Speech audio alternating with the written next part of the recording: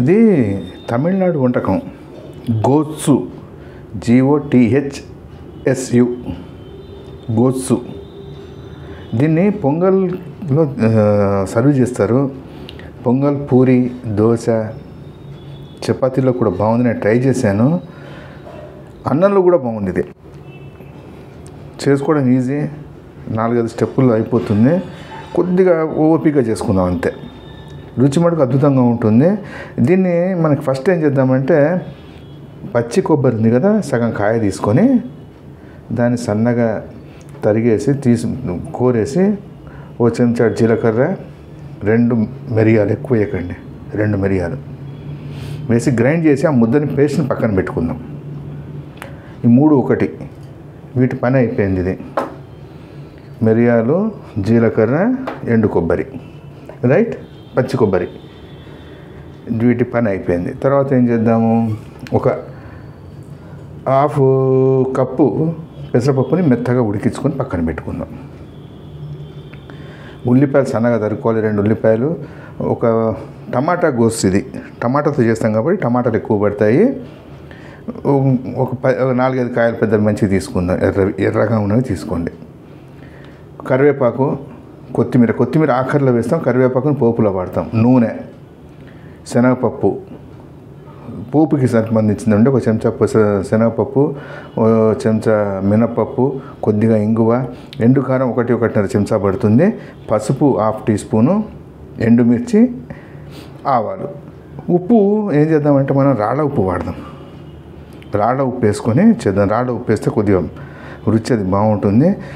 ఇది మళ్ళీ చెప్తున్నానండి, తమిళనాడు వంటకం. మీకు మధురై అటు పోయినప్పుడు పొంగల్తో ఇస్తారు, చాలా బాగుంటుంది. నేను ఇంటికి వచ్చిన తర్వాత నేను అక్కడ కనుక్కొని వచ్చిన తర్వాత చేశాను. ఇది పొంగల్తో బాగుందండి. పొంగల్తో పాటు చెప్పా కదా, చపాతీ, పూరి, దోశ, రైస్లో కూడా బాగుంది. రైట్, దీన్ని ప్రాసెస్ అది మనం స్టార్ట్ చేద్దాము. ఏం చేద్దాం, ఫస్ట్ ఉల్లిపాయలు అవి సన్నగా తరుక్కుందాం, టమాటాలు తరిగి పెట్టుకుందాం, పెసరపప్పును ఉడకబెడదాం, కొబ్బరి, 2 మిరియాలు, 1 టీ స్పూను జీలకర్ర వేసి కొబ్బరిని మెత్తగా గ్రైండ్ చేసి పక్కన పెట్టుకుందాం. కొబ్బరి అవి ఎప్పుడు వేయాలి ఏంటిది అన్నది ప్రాసెస్లో చూపెడతాను. ఈ లోపల మీరు ఛానల్ సబ్స్క్రైబ్ చేసుకొని వీడియోని షేర్ చేసి ఒక లైక్ కొట్టి రండి. ఉల్లిపాయలు సన్నగా తరిగి పెట్టేసుకున్నాము. టమాటాలు మధ్యస్థంగా ముక్కలు చేసుకున్నాం. పెసరపప్పు ఉడకబెట్టేసాం, పక్కన పెట్టుకున్నాం. కొబ్బరి 2 మిరియాలు ఉన్నాయంటే 2 అంటే 2 కాదండి, కొద్దిగా మిరియాలు కారం తట్టుకునేంత, 4-5 మళ్ళీ పచ్చిమిరపకాయలు అవి కూడా వేస్తాం కదా, కాబట్టి 5-10 లోపల మీరు ఎంత తట్టుకోగలుగుతాం కారం అన్నది చూసుకున్నాం. మిరియాలు, ఓ చెంచా జీలకర్ర, పచ్చి కొబ్బరి, 3ని గ్రైండ్ చేసి పక్కన పెట్టుకున్నాం. పెసరపప్పు ఉడకబెట్టింది. రైట్, ఇప్పుడు ఏం చేసాం, పొయ్యి మీద పోపును పెట్టేసాం. పోపు వేగుతుంది. మినపప్పు, శనగపప్పు, ఆవాలు, ఇంగువ వేసాము. జీలకర్ర కూడా వేద్దాం, కొద్దిగా ఆఖరిలో వేద్దాం జీలకర్ర, పసుపు కూడా వేసేసుకొని వేగిన తర్వాత పోపు నెక్స్ట్ స్టెప్కి వెళ్దాం. ఉల్లిపాయలు వేయించుకుందాం. ఇప్పుడు ఏమైంది, జీలకర్ర అవన్నీ కూడా వేసాం, వేగిపోయాయి.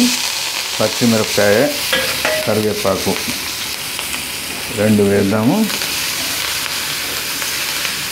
వేగింది కదా, నూనెకి సరిపోతుందండి. నూనె వేడికి అది మొత్తం ఉల్లిపాయలతో కూడా వేగుతాయి, సరిపోతుంది. ఇప్పుడు ఉల్లిపాయలు వేసేసుకుందాం. ఉల్లిపాయలు వేసి సన్నగా తరిగి పెట్టుకున్నాం కదా, ఉల్లిపాయలు వేసేద్దాం.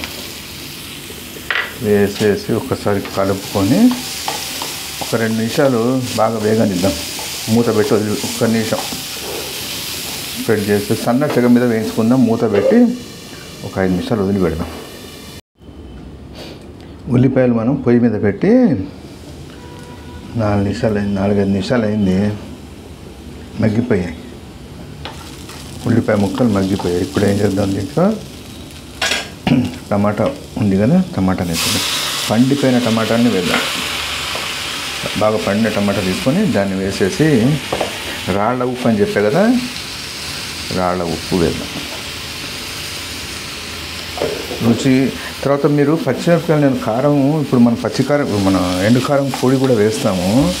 దానికోసమే కారం చూసుకోమని చెప్పింది. మిరియాలు కూడా తక్కువ వేయమని చెప్పింది. ఏది కొబ్బరిలో రైట్. ఇప్పుడు ఏం చేద్దాం, కారపొడి వేసేసి ఉప్పు వేసాం కదా, మూత పెట్టేసి వదిలిపెడదాం.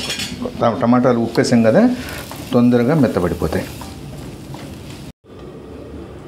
ఉప్పు ఎండు కారం వేసి కారపొడి వేసి 2 నిమిషాలు అయిందిగా, 2-3 నిమిషాలు అయింది, ఉడికిపోయింది. ఇప్పుడు ఏం చేద్దాం, కొద్దిగా టమాటాలని మెదుపుకుందాం. మీ దగ్గర స్టీల్ గిన్నె ఉంటే స్టీల్ గిన్నె పెట్టాను, లైట్గా ఒత్తేసేయండి, కలిసిపోతుంది మంచిగా. మధ్యస్థంగా తరుక్కున్నాం కదా ముక్కల్ని, పెద్దగా తరగలేదు. రైట్. ఇప్పుడు ఏం చేద్దాం, దీంట్లో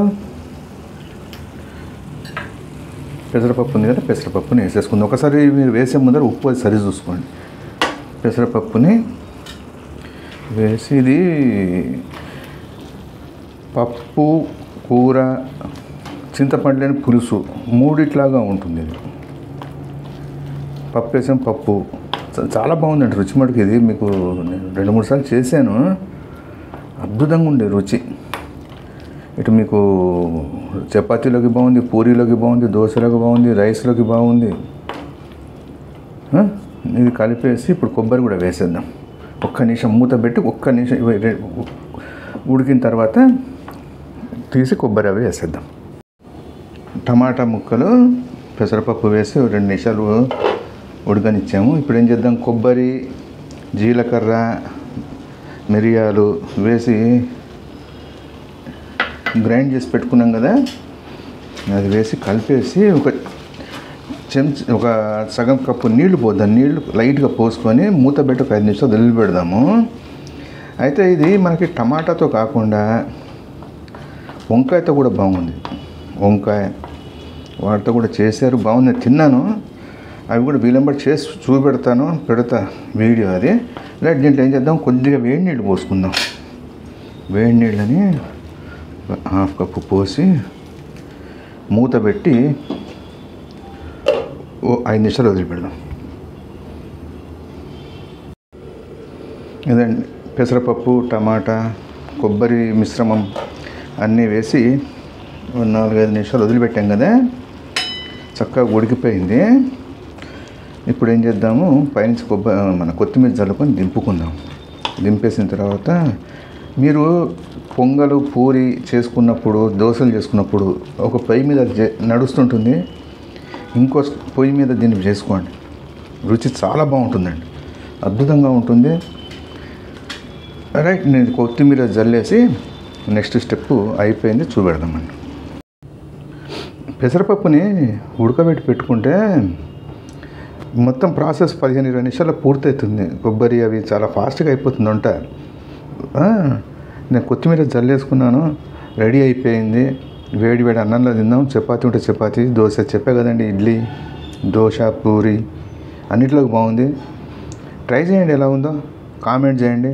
మరో మంచి వంటతో మళ్ళా కలుద్దాం. థ్యాంక్స్.